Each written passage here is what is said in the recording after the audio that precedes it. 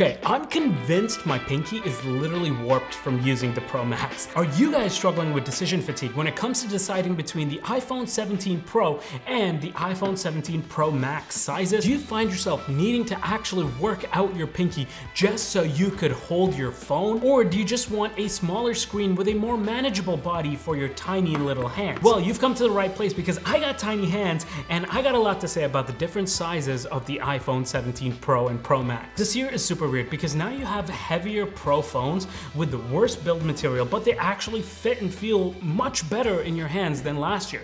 So the big question is, do you sacrifice the one-handed, easily pocketable, more manageable Pro for the more immersive screen experience with legendary battery life that literally lasts all day and then some? And make sure you guys watch till the end because Apple does this one weird thing with price this year that really might push us in a certain direction. It's a tough decision, but luckily I'm dumb enough to throw money at my problems, and all you have to do is subscribe to my channel and check out my videos. Subscribe. Okay, first things first. And this is huge because there are no camera differences between the Pro and Pro Max this year. Let me repeat that because this changes everything for a lot of people. Both phones have the exact same capabilities and cameras on them this year. They all have the triple 48 megapixel camera system. Regardless of which phone you get, you're gonna be fine. You're gonna have the best camera quality coming out of your iPhone. Next up, design. Let's talk about what might just be the most controversial change when it comes to these phones this year. And it's that this year they ditched titanium and went back to aluminum. So it's like last year we paid a little bit more money to get the titanium option because it was a better material, and now Apple's like, nah, we're over it. But here's the thing, going to aluminum actually allows them to build out this new unibody construction design, which honestly I am a huge fan of. I love this new design language, and the reason that they're saying they did this is partially for thermal conductivity. Aluminium Aluminium conducts heat 20 times better than titanium. And why does this matter? Well, because Apple finally added a vapor chamber for cooling the iPhone. Now, having that vapor chamber inside your phone will avoid heating up during gaming sessions, video editing, or just doom scrolling TikTok in your grandmother's basement. Now, this actually makes a huge difference. You can basically use your phone like a little computer, which it actually is, which is why I'm going to avoid a point to the Pro Max here. Because look, when you have a bigger screen, I'm usually much more comfortable doing like productivity tasks and things like photo editing or even quick CapCut edits or just answering more emails and stuff like that on my phone itself rather than if I had a smaller screen. So that's definitely a pro for the Pro Max. Now, the design itself on this thing also is pretty striking. There's this new horizontal camera bar across the very top, and they call it the Forged Plateau, which sounds like something from The Lord of the Rings. It's bold, it's different, and honestly, I kind of dig it. I like this design. But here's the kicker. The new design that they've used here, the smoother finish, is an absolute game changer to how the phone feels. Like last year, even though the 16 Pro Max was lighter compared to the 17 Pro Max this year, I didn't like how it felt in your hand, which is why last year I actually went with the 16 Pro, the smaller size. Something about the edges and stuff like that last year on the titanium phones, it just, I don't know, it felt sharper. But this year, the Pro Max even, I held it and I instantly fell in love. It didn't feel as industrial, it didn't feel as sharp as last year. It felt more cozy to the touch, it felt more comfortable to hold. So I gotta say, the design change this year has definitely, in my opinion, made the larger size much more palatable for me. And that's coming from somebody who had the smaller Pro size entire last year because I didn't like having the bigger phone and how it felt in my hand. Okay, next let's talk about the screen size because there's this is like the most obvious difference between the two, right? You have a 6.3 inch screen here and you have a 6.9 inch screen here. Having that Super Retina XDR with ProMotion, 120 Hertz, and these vibrant, bright, pixel-rich screens, having that on a larger display is a very nice to have, and this year they cranked the outdoor brightness to 3000 nits. Now that means another 1000 nits more than last year. For context, that's bright enough for you to comfortably use these devices in direct sunlight. So when it comes to screen real estate, honestly, there's no doubt that the Pro Max is the king here, so you are going to get a point for the Pro Max on this device for that, because you get so much more room for activities. So much aerobics in here? there. So many activities. Making my head spin how many activities we can do. Everything just seems larger than life. Instagram posts and reels and photos just look so much more realistic and massive. You have YouTube videos that fill out the screen more beautifully and they're just bigger and better to consume on. Watching content on this thing is genuinely a better experience than the Pro. But here's where I wish that Apple would still kind of step up, and that is multitasking. Like Samsung can do split screens on their same size phone on their S25 Ultra and even their older phones. So you can have multiple things running at once. The iPad can even do it. So why can't the larger iPhone do it? Okay, the next thing that I want to talk about here, which is arguably a big deal for a lot of people, is one-handed usage of the device. Here's the thing. And this is super subjective. If you have big hands, maybe the Pro Max is perfectly fine. But for me and most other people out there, the Pro Max is honestly just going to be too big for solid one-handed usage. This essentially becomes a two-handed device. Whereas the 6.3 inches on the Pro is still a really decent sized phone. It's good enough, it's big enough for a great viewing experience, but you can actually reach the entire screen with one hand. Going edge to edge is no problem. Reaching the top, no problem. You don't even need to shift your hands as much, and it's nowhere as inconvenient as the Pro Max. With the Pro Max, you're basically just doing hand gymnastics in order to reach anything. Notification panel, you gotta shuffle your hand. Control center, you better have long ass thumbs. It's manageable, but is it convenient? Not really, and that's a question you gotta ask yourself before you choose between these devices. And before people start commenting, just use reachability. Yeah, I know about reachability, okay? But like, do you really wanna double tap the screen every time you wanna reach something at the top? Like, I hate that. So when it comes to one-handed usability and comfort of ease of use, Pro takes the cake, and the Pro will get the point here. Okay, next up, typing experience. Now, when you use the Pro Max for regular tasks, I can't lie, it does sometimes get unwieldy, especially if you're not used to this kind of size. Typing on it, you pretty much have to use two hands. So if you're like, doing something, eating, or you need to use it with one hand, this is a very tough phone to use. Yes, you can use like swipe typing and certain different things, but like, it's not a good experience. And you will have to do a lot of support with your pinky if you want to do any of that stuff. And because the phone is heavier, we're talking 233 grams versus 206 grams for the Pro. Not to mention, I'm absolutely convinced that my pinky is now warped. Guys, like, I'm not even kidding. If you are a big phone user, check your pinky right now. There's literally a valley for me. When I press down on it, it hurts a bit. And I'm sure there's like some sort of damage there. I can't even explain it. There's literally like a gap over here. But the Pro, on the other hand, you don't need that bottom support here, right? Like if you're typing, the typing experience, even if you're using two hands, is just so much better. You don't need a pinky down here.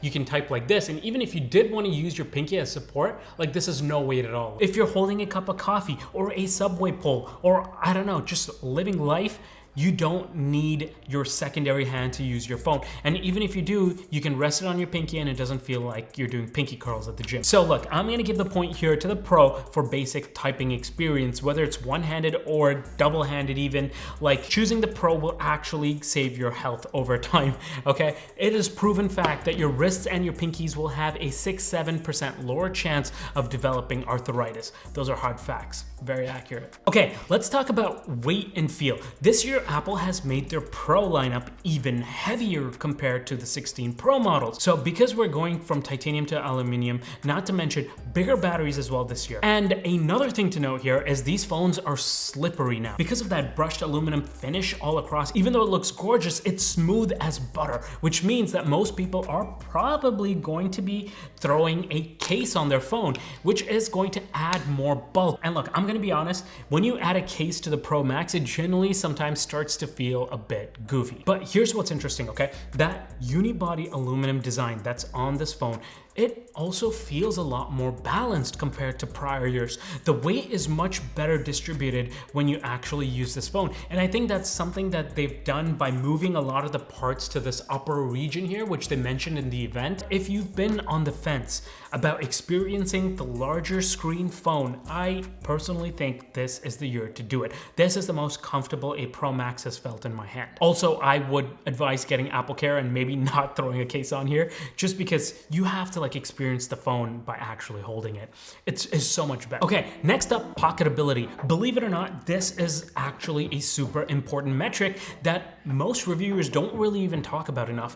Now, different clothing has different types of pockets. Some people are wearing tight clothing, some people are wearing loose clothing, some people have shallow pockets, some people have deep pockets. Based on whatever you wear the most, this can actually make a pretty big difference. If you are a back pocketer, for instance, or your pockets are tight, the Pro Max can actually be a little bit too big sometimes, to the point where sometimes it may even restrict movement. On the other end of the spectrum, if your pockets are too loose, I've had times where when I was rocking the Pro, it would just turn like horizontal or sideways in my pocket, which is also super annoying. But look, overall, from a pocketability standpoint, the Pro is just the better device. It's smaller, it's lighter, it's just cleaner in your pocket, and it almost disappears, versus the Pro Max.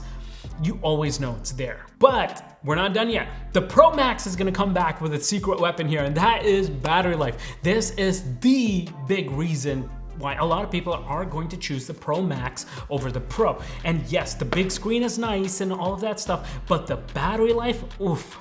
Oh, so good this year. And this year especially deserves an even bigger oof, because we have the best battery life that we've ever seen on an iPhone, period. This thing is legitimately insane. According to Apple, 39 hours of video playback. That's 4 to 6.5 more hours than the last year's Pro Max, which already had pretty decent battery life. Now, the regular 17 Pro, you have 33 hours of video playback, which is still excellent, don't get me wrong, but noticeably less than the Pro Max. So in real world usage, the Pro Max is an absolute tank, and you can go over a full day of heavy usage, and I mean heavy. Now look, your lifestyle also definitely matters a lot here, because maybe you just go from home to work and back to home. Maybe you have a dock at your workplace or access to a charger all the time because you don't leave your house.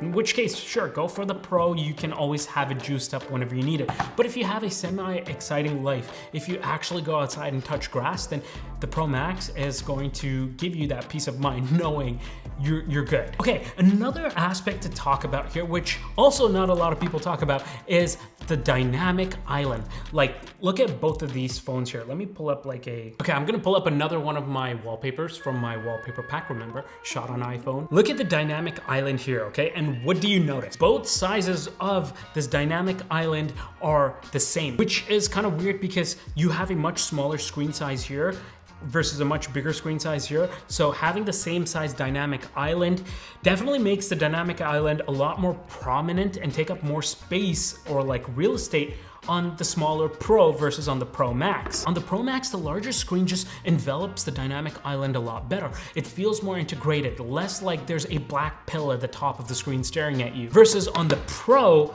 it's like, you know, it's a part of your phone. Okay, I don't know how to explain it.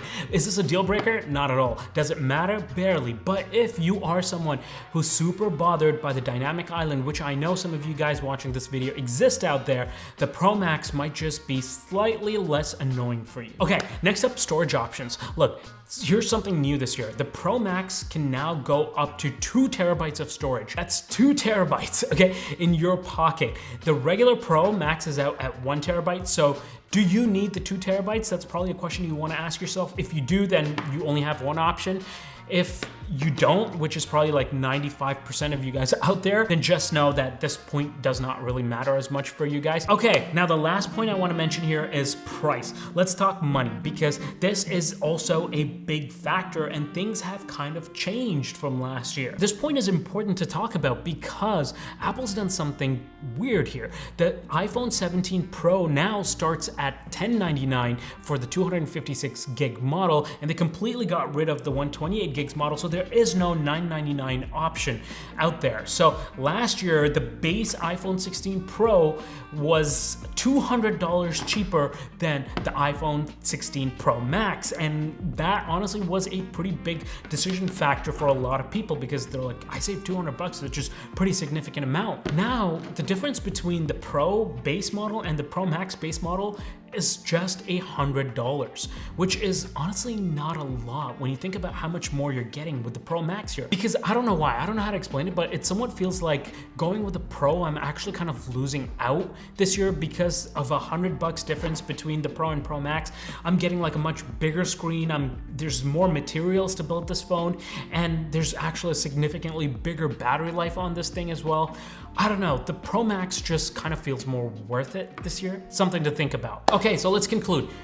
Which one is actually the right phone for you? Look, it's a difficult question, but hey, at least you can rest assured knowing that you have two of the best phones on the market right now. And this year, there's not many big differences between the two in terms of features. It really just comes down to the size, the battery, and the price. Go with the Pro Max if you want the absolute best battery life and never want to worry about charging. Go with the Pro Max if you consume a lot of content on your phone, YouTube, Netflix, social media, the works. Go with the Pro Max if you are cool with a two-handed device and have pockets that can actually handle it. If you don't mind the extra weight with a case even, or you're willing to put out some extra money to get AppleCare, go with the Pro Max. Now, who should go with the Pro? If the extra size and weight is going to annoy you over time. If you want a solid one-handed device that is easier to use and easier to throw in your pocket, go with the Pro. If you don't want pinky workouts every single time you type and you value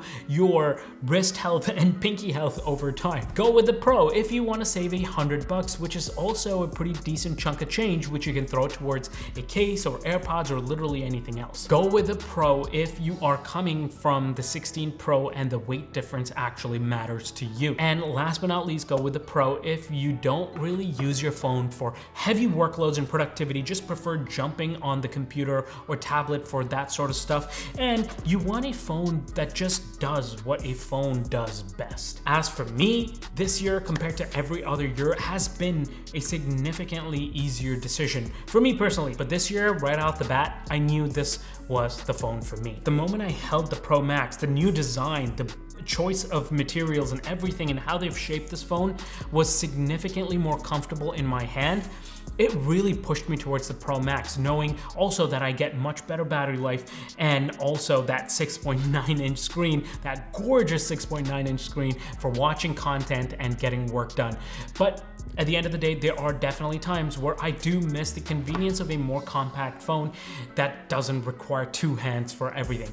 But for me, the pros this year actually outweigh the cons for getting the Pro Max. My pinky may hurt more, my screen time may be slightly more elevated than it needs to be, but at the end of the day, I personally think I'm going to enjoy the experience from the Pro Max a lot more. But like I said, you can't go wrong with either or. Hope this video helped you guys. If you guys found this beneficial, please subscribe to your boy, check out the links in my description, and comment if you are Team Pro or Team Pro Max. I'll see you guys on the next one. Take care, stay blessed. Peace.